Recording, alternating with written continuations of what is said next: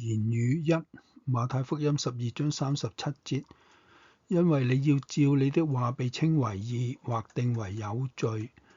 現今我哋經常以為說話係最唔重要嘅事，所以任何人都可以順口雌黃，講咗唔負責任。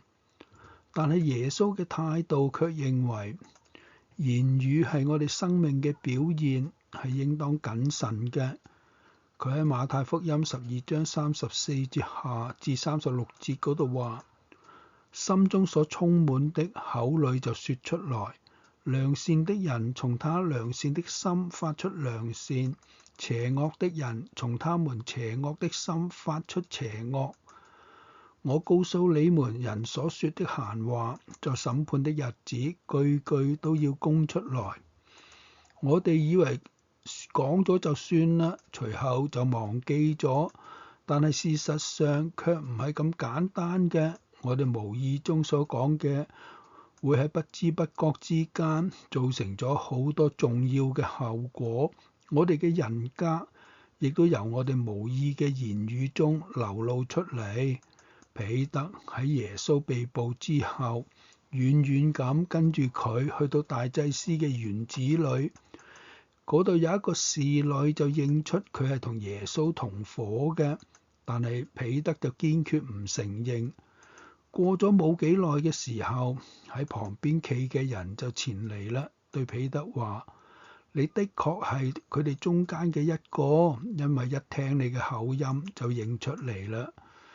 呢個係好普遍嘅經驗，有好多人嘅説話嘅語調將佢哋嘅本相顯露出嚟，但係佢哋自己係唔知道嘅。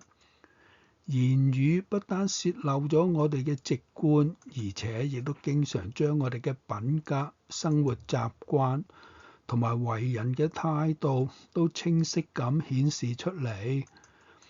自誇嘅人顯出佢嘅驕傲，謗讟嘅人顯出佢嘅不敬，喜歡批評人嘅顯出佢嘅刻薄。